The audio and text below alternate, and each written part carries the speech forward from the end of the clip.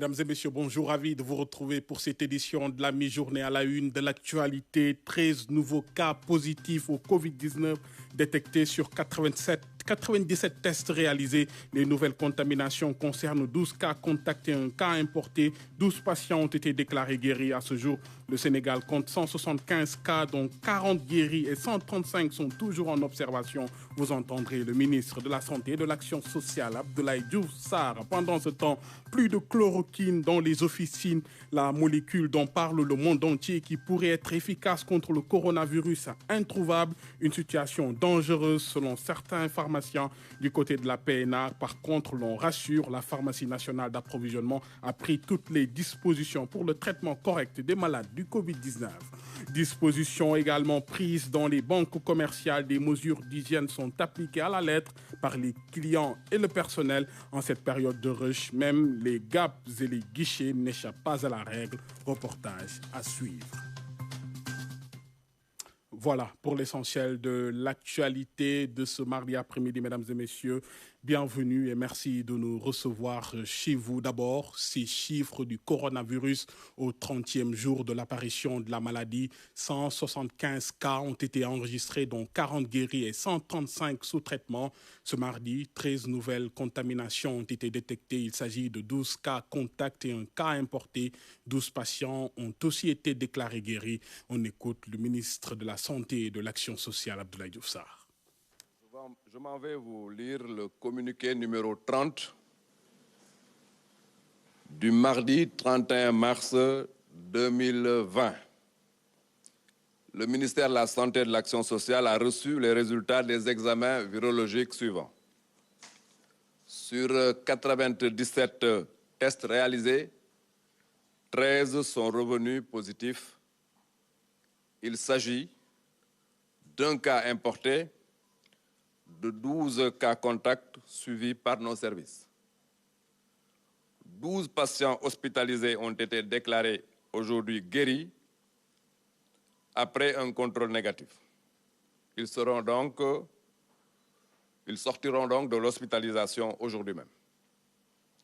L'état de santé des patients actuellement hospitalisés est stable. Aussi, l'évolution des 2 cas graves et stationnaires. À ce jour, 175 cas ont été déclarés positifs, dont 40 guéris et 135 sous traitement. Par ailleurs, vu la persistance de 2 foyers au niveau des districts sanitaires de Dakar-Ouest et de Dakar-Sud, une réunion d'urgence est prévue ce mardi 31 mars à 17h entre les acteurs concernés pour définir une approche spécifique à ces 2 districts. Le ministère de la Santé et de l'Action sociale renouvelle à la population son appel au respect strict des mesures de prévention individuelle et collective. À Matam, aucun cas de coronavirus n'a été enregistré à ce jour. Assurance du médecin-chef de la région. Depuis quelques jours, une rumeur faisant état de cas positifs supposés cachés par les autorités prenait de l'ampleur. Les détails avec Fatmata Banelba, avec notre bureau à Matam. Depuis quelques jours, une rumeur faisant état de cas de coronavirus circule dans la région de Matam. Face à la psychose qu'a engendré cette pandémie, le médecin-chef de région rassure. Il n'y a pas de cas de coronavirus à Matam, ça je peux vous rassurer. Donc, sinon vous l'auriez su et on l'aurait déclaré au niveau du ministère de la Santé, qui se réserve même le fait d'informer les gens sur les cas positifs. Et s'il y avait des cas positifs à Matam, on l'aurait dit. Maintenant qu'il y ait des cas suspects, c'est comme l'ensemble du pays, effectivement, partout il y a eu des cas suspects. C'est normal parce que vous savez que le coronavirus, ça ressemble à beaucoup d'autres maladies. Et actuellement, en période d'épidémie, c'est une des questions premières qu'on se pose. Et donc, les investigations sont toujours faites correctement. Les résultats nous reviennent négatifs et pour cela, nous n'avons pas besoin de communiquer là-dessus pour éviter aussi d'ameuter la population, de créer une psychose incontrôlable et surtout de créer une désaffection des structures sanitaires. À l'heure actuelle, le corps médical de la région est sur le pied de guerre pour faire face à toute éventualité. D'autant plus que Matam est entouré par des régions déjà touchées par le Covid-19. Actuellement, en tout cas pour la région de Matam, nous sommes prêts à faire face. Donc ce qui arrive aujourd'hui, nous avions juste des problèmes par rapport à la région de Diourbel avec Touba. Mais depuis hier, si vous êtes au courant, même en Mauritanie, à Kaïdi, vous avez un cas qui est notifié. Donc maintenant, Matam est entouré pratiquement des 3 côtés par des régions où nous avons des cas de coronavirus. Donc qu'il y ait un cas à Matam n'est pas surprenant. On prie, on se prépare à l'éventualité et on continue à prier pour qu'il n'y ait pas de cas à Matam. Le médecin-chef de région lance également un appel aux bonnes volontés de Matam de faire comme des conseils départementaux de Kanel et de Matam, en orientant leurs actions de bienfaisance à la région médicale ou à la gouvernance. Et puis, sachez que la clinique du Golfe vient de mettre à la disposition du ministère de la Santé 50 lits d'hospitalisation. En fait, la structure est entièrement remise aux autorités sanitaires, dont le secteur public d'Al Al-Jam offre une centaine de lits et des possibilités de réanimation. C'est la capacité de réponse du système qui est ainsi renforcée, nous dit Oumar Diaw. Aucun scénario n'étant à exclure dans l'évolution du Covid-19, les autorités sanitaires travaillent à la maximisation des capacités de prise en charge. Ici, à la clinique du Golfe, nous avons une capacité de 50 lits et 2 lits de réanimation. Donc, tous les cas positifs peuvent être pris en charge ici, dans cette clinique. À Al Al-Jam, c'est près d'une centaine de lits qui sont disponibles, dont certains de réanimation. 12 lits de réanimation, 12 lits chauds pour pouvoir prendre en charge les cas graves. Et présentement, donc, tout le personnel de l'hôpital d'Al Al-Jam a été formé. Les structures publiques ne sont pas les seules mobilisées dans la lutte. Le privé veille depuis le début. Le premier cas de Covid-19 qui a été signalé ici au Sénégal a été managé par un privé. Et du coup, le secteur privé fait partie du Comité national de gestion des épidémies. En ces moments de crise sanitaire, le secteur privé médical a fait de gros sacrifices. Le secteur privé est vraiment bien impliqué dans la lutte contre le Covid-19. Un Sénégalais a bien voulu mettre à la disposition du ministère de la Santé sa structure. À côté de lui, il y a d'autres structures privées qui se sont positionnées. Au ministère de mettre aux normes la clinique et de l'adapter à la sécurité requise pour les maladies hautement contagieuses. Un circuit du malade a été dessiné. L'entrée doit être différente de la sortie des patients puisque dès qu'on entre, il y a l'infection qui est dans ce couloir. Il y a une visite qui est prévue par les techniciens du ministère de la Santé, mais également par les infectiologues pour voir le circuit du patient parce qu'il y a un circuit vert et un circuit rouge. La bonne organisation des mouvements à l'intérieur des établissements de soins limite les contacts. Cette zone sera bloquée. Le personnel soignant, après avoir mis leur épi, ils passent par là pour recevoir le malade. Une fois avoir reçu le malade, ils vont prendre des escaliers. Dans les propos du directeur de Al Al-Jam, des éléments de langage relatifs à la guerre. Quand je dis aller au front, c'est parce que justement nous sommes en guerre. Ceux qui en réalité doivent apporter les munitions, c'est-à-dire l'administration et tout le staff administratif est derrière le comité mis en place dans le cadre de la lutte contre les épidémies. Seule la conjugaison des efforts permet de renforcer les lignes. Le ministère de la Santé et de l'Action sociale s'engage à faire, dans les structures identifiées, les réaménagements nécessaires pour une sécurité des soignants et des malades. On parle à présent de l'indisponibilité de la chloroquine dans les pharmacies. Cette molécule dont parle le monde entier et qui pourrait être efficace contre le Covid-19 est en rupture de stock dans les officines. Une situation qui est loin, très loin de plaire aux pharmaciens. Du côté de la PNA, la Pharmacie nationale d'approvisionnement, toutes les dispositions sont prises pour le traitement correct des patients du coronavirus. C'est le focus du jour. Il est signé Saliou Seck.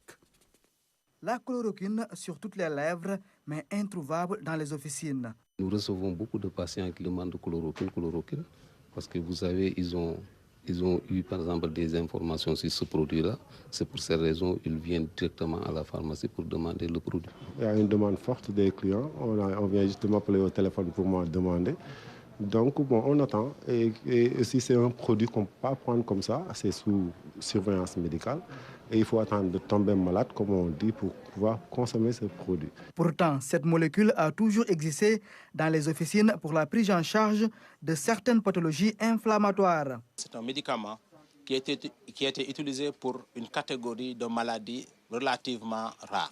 Ça explique que tous les pays du monde, le Sénégal en particulier, disposaient d'un stock relativement faible par rapport à la demande actuelle, mais suffisant pour prendre en charge ces maladies-là sur une période de plusieurs mois.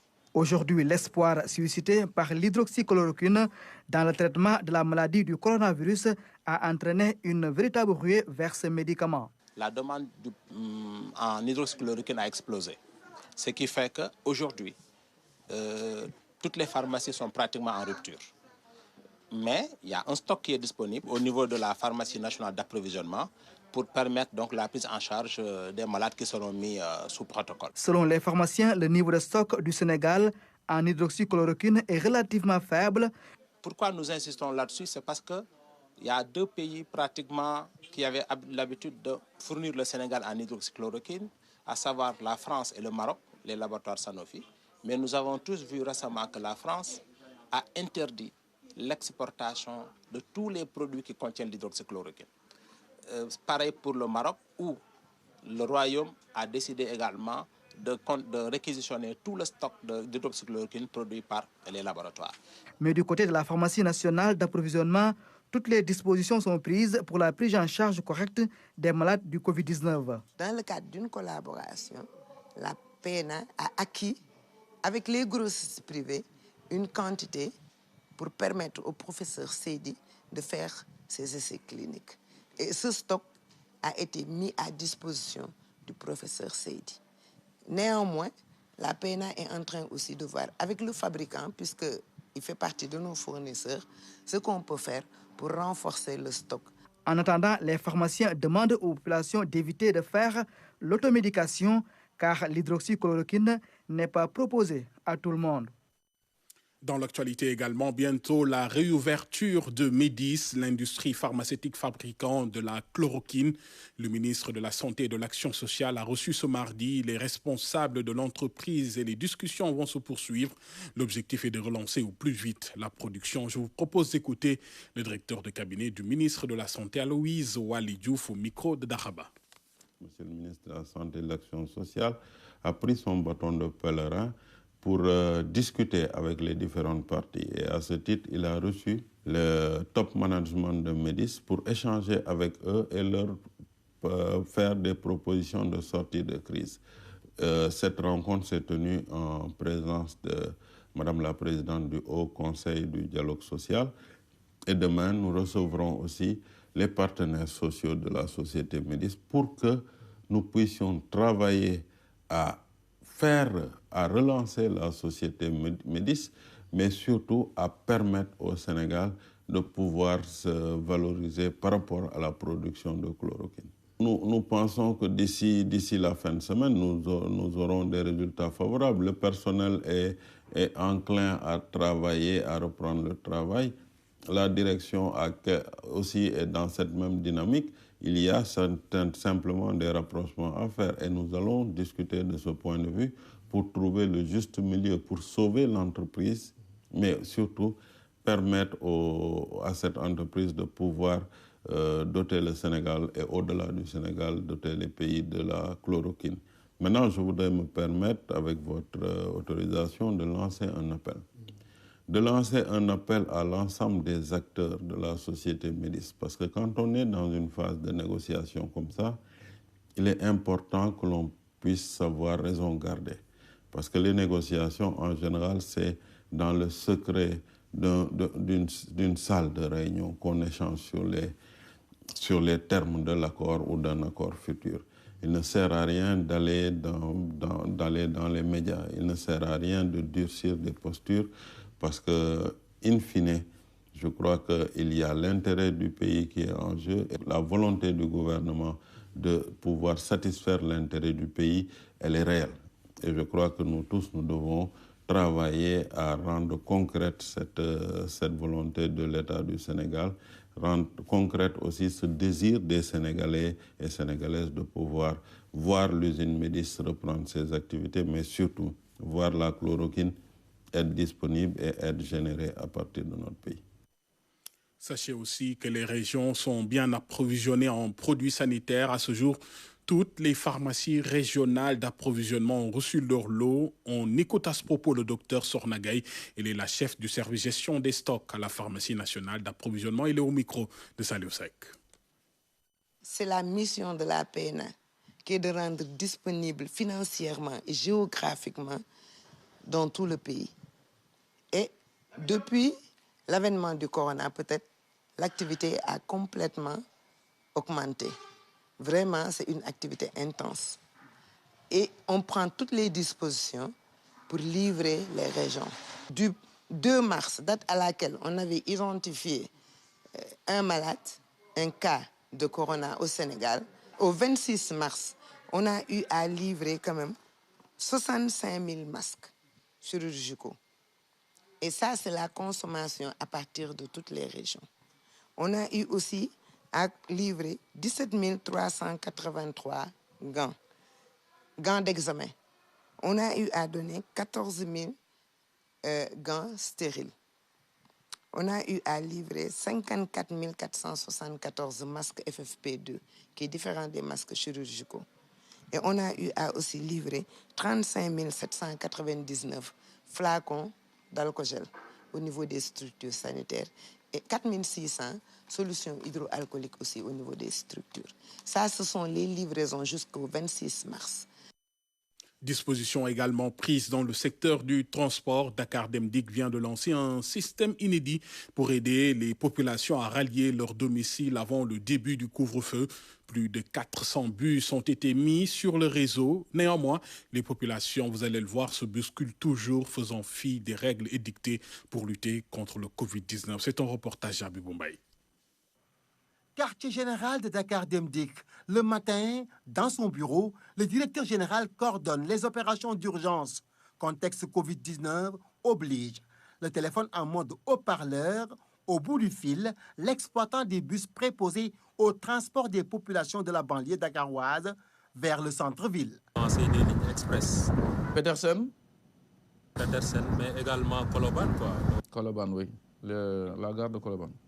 Koloban, oui. Et destination Guédiawaye, Thiaroye, Pikine, Rufisque.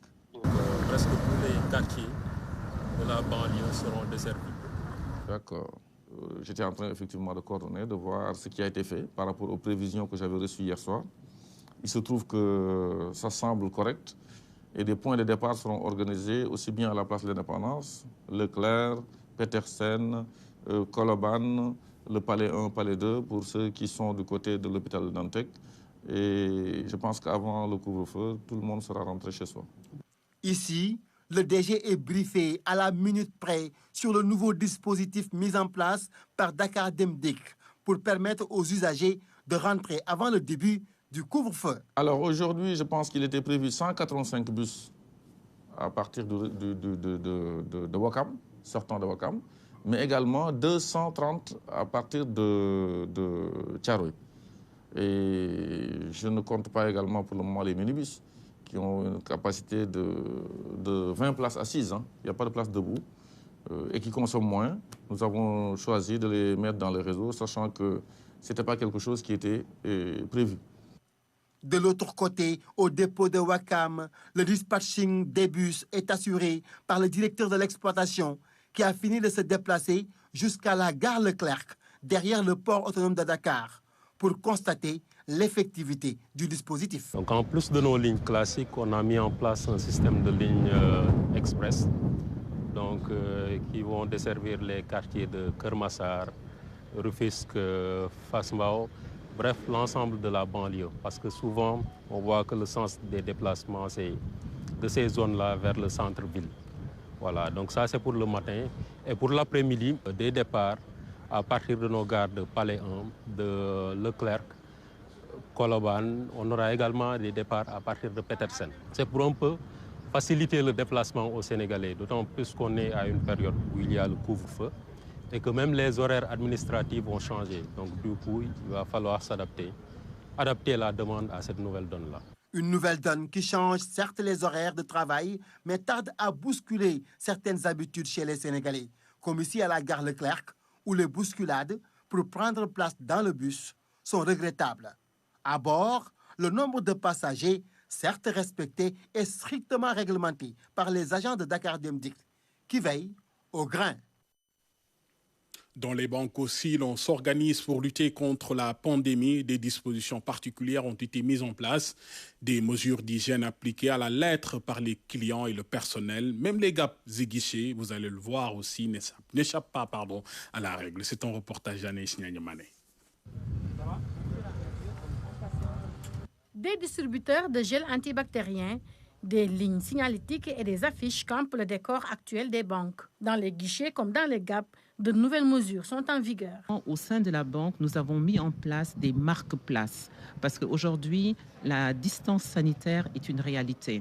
Pour aider les clients à respecter cette distance, nous avons instauré un certain nombre de marques au niveau des différents points d'accès, c'est-à-dire à l'accueil, au niveau de la caisse bulletin, au niveau du service à la clientèle. Néanmoins, avant d'entrer dans la banque, nous offrons du gel à nos clients. Nous aidons les clients à rentrer par vague de 20 personnes. Néanmoins, nous les avons également sensibilisés avec la mise au point de bâches sur lesquelles on rappelle les différentes mesures à observer. Nos GAP également sont nettoyés et équipés de gel hydroalcoolique et de fréquents passages sont faits avec les prestataires de nettoyage. On a mis en place des mesures telles que le nettoyage régulier de toutes les agences et de tous les GAP. On a aussi mis à la disposition de la clientèle et des collaborateurs des gels hydroalcooliques. Aussi, on a mis en place un système d'espacement des files d'attente en raison de 1,5 m par personne. Aussi, il y a la limitation du nombre de clients en agence, donc qui peut être limité de 5 à 10 suivant la taille de l'agence. Aussi, une mesure que la direction générale a bien voulu prendre, c'est d'offrir la gratuité sur une année de souscription à CBAO Mobile. À la BHS comme à la CBAO, des précautions sont prises pour protéger le personnel et les clients. Normalement, nous démarrons nos activités à 7h45. Pour éviter le rassemblement, nous avons procédé à des mesures d'urgence, c'est-à-dire procéder au ramassage du personnel en charge des caisses et servir les clients qui ont l'habitude de venir à la banque vers 6h, 6h15. Dans le cadre de la continuité de services que nous offrons au sein de la BHS, nous avons néanmoins anticipé avec l'acquisition d'une tente médicalisée que nous sommes en train d'équiper. En plus, les ascenseurs ne sont plus utilisés. Le service qui s'occupe du nettoiement veille au grain, ce qui rassure les clients. C'est extraordinaire. Il n'y a pratiquement pas trop de monde. Il n'y a personne à l'intérieur. Avant même de rentrer, ils nous mettent du gel entre vos mains. Donc ça va, quoi, ça se passe bien, alhamdoulilah. Depuis que le Sénégal a enregistré son premier cas de Covid-19, la CBAO n'a pas hésité à instaurer le télétravail pour ses agents. On travaille en système de télétravail ou de rotation. Aujourd'hui, on a limité aussi le nombre de personnes dans les réunions. Et donc, on est vraiment au niveau de la banque aussi, tout le monde est conscient. Dans le cadre du télétravail, nos agences restent ouvertes et nos GAP sont disponibles pour la clientèle. En cette période de fin du mois, les mesures d'hygiène sont appliquées à la lettre dans toutes les banques. Un bon respect des règles permettra aux clients et surtout aux salariés de percevoir leurs gains sans aucune contamination. Les parcs nationaux et réserves du Sénégal, eux, seront fermés au public. C'est dans le cadre des mesures préventives prises dans le secteur de l'environnement pour lutter contre le Covid-19. Les agents du ministère restent cependant en alerte sur les coupes de bois dans la zone du sud-est. Lamine Touré. L'environnement à l'heure du Covid-19. Les parcs nationaux et privés du Sénégal se conforment aux directives du gouvernement. Ces sites sont aujourd'hui fermés aux visiteurs par la tutelle. Nous avons décidé d'interdire l'accès aux parcs et aux aires marines communautaires protégées et des aires protégées.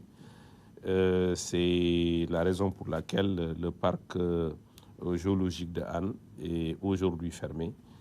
Nous avons également, vous savez, il y a des privés qui sont dans ce créneau-là.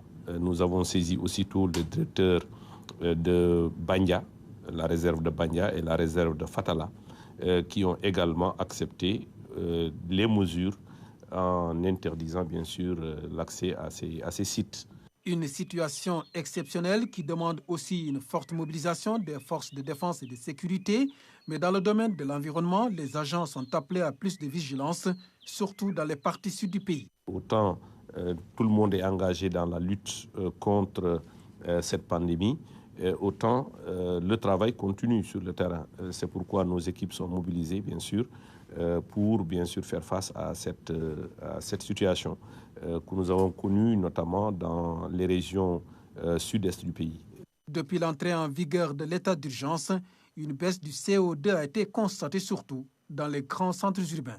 Les scientifiques ont montré que pour la ville de New York, il y a eu 50% de réduction de monoxyde de carbone, c'est-à-dire c'est les gaz qui sont issus des émissions des véhicules. Il y a également une baisse attendue de l'ordre de 5 à 10% pour le CO2 et les autres gaz à effet de serre du fait du ralentissement ou de la baisse de l'activité des usines qui étaient quand même des plus grands pollueurs. Le ministre de l'Environnement et du Développement durable a suspendu toute communication sur la loi interdisant l'usage du plastique. Il s'agit ici d'accompagner la volonté du chef de l'État dans la lutte contre le coronavirus.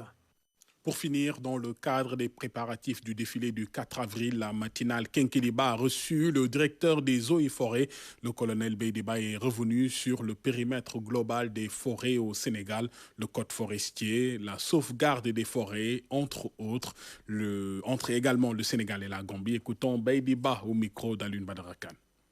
Notre pays, à l'instar d'autres pays, justement, fait face à ce trafic de bois qui fait qu'aujourd'hui, nous sommes en train de perdre le potentiel forestier. Parce qu'en réalité, dans les zones sud de notre pays, la zone de Ziguinchor, Kolda, Sédhiou, Tambacounda et même Kédougou, c'est là où se trouve le dernier bastion forestier de notre pays. À l'échelle nationale, nous sommes à environ 12 722 000 hectares de forêt, dont la moitié justement de ces forêts se trouve dans ces parties sud du pays. Et dans ces forêts aussi, plus de 98% c'est composé de forêts denses et de galeries. Vous voyez ces richesses que le pays recèle et qui est en train d'être gangréné par ce fléau. Mais l'État n'est pas resté les bras croisés. Depuis 2015, à l'occasion du Conseil de ministres décentralisé de Sédhiou, le chef de l'État avait donné des instructions fermes pour que les forces de défense et de sécurité, que tous ces corps viennent accompagner les services des forêts pour lutter contre ce trafic. Et depuis lors, malgré que le phénomène persiste ça et là, mais il y a des patrouilles mixtes. Vous voyez des patrouilles, vous voyez des agents des forêts et l'armée sénégalaise en train de faire des patrouilles le long des frontières. Quand vous visitez le contentieux, déjà en 2019, on est à environ 1500 et poussières de procès-verbaux, donc des personnes saisies. Et nous sommes à environ plus de 200 personnes aujourd'hui en prison. Ça veut dire sur le terrain, les équipes bougent et surveillent. Mais ce n'est pas évident. Est-ce qu'aujourd'hui vous êtes épaulé dans cette tâche aussi par la Gambie qui devrait être aux côtés du Sénégal pour la préservation de nos ressources? Nous avons signé avec la Gambie un protocole d'accord sur la gestion des ressources naturelles. Ça a été signé en avril 2017. Et lors du dernier conseil présidentiel, le chef de l'État est revenu sur la question. Parce que la question a été discutée en réunion des experts, elle a été discutée en réunion au segment ministériel et au segment présidentiel. Ça faisait partie des conclusions phares qui ont été soumises aux deux chefs d'État. Nous avons demandé à la partie gambienne de mieux collaborer, d'aider le Sénégal à mettre fin à ce fléau qui va nécessairement toucher tous les deux pays. Car encore une fois, c'est ça en fait. Les forêts ne connaissent pas les frontières. C'est ça. Aujourd'hui, voyez les forêts le long de la frontière entre le Sénégal et la Gambie. Mais ça, c'est le colon qui a tracé une ligne pour créer une frontière. Donc aujourd'hui, un fléau qui touche le Sénégal va toucher la Gambie. Ce qui est important, c'est que au fil des réunions avec la partie gambienne, partout où on a signalé des insuffisances, ces questions ont été posées dans le conseil présidentiel. La limitation des frontières, les patrouilles mixtes même avec... Il était même prévu des patrouilles avec même la partie gambienne. Donc, toutes ces questions ont été posées et le chef de l'État a été très ferme par rapport à ces questions. Il a demandé à ce que cela soit mis fin Non seulement il y a ces patrouilles mixtes, mais le code forestier a été revu justement. Le chef de l'État avait demandé à ce qu'on revoie le code forestier et il a été changé et les peines ont été alourdies. Aujourd'hui, le trafic international de bois est considéré comme un crime.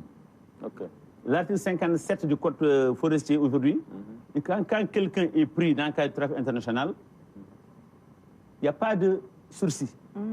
Il n'y a pas de... Il paye, il fait entre 5 et 10 ans d'emprisonnement et une peine entre 15 et 20 millions. Mais un autre aussi aspect positif, si vous permettez. Au lieu de l'aspect uniquement répression, nous avons pensé aussi à des solutions alternatives. Et c'est pourquoi, entre le Sénégal et la Gambie, nous sommes en train de concevoir, avec la Banque mondiale, un grand projet d'aménagement de ces forêts transfrontalières. Parce que quand on aménage ces forêts-là, les populations des deux pays, elles verront les bénéfices. Et elles-mêmes, elles vont s'engager dans la protection de ces forêts. Parce que tirant plus de bénéfices que de couper un arbre et de les perdre aussi à vie. Voilà, pour cette réaction du colonel Beydiba qui met fin à cette édition, mesdames et messieurs. Merci de nous avoir suivis. Merci de votre attention et de votre fidélité. L'info, c'est aussi en continu sur rts.sn et sur live.rts.sn.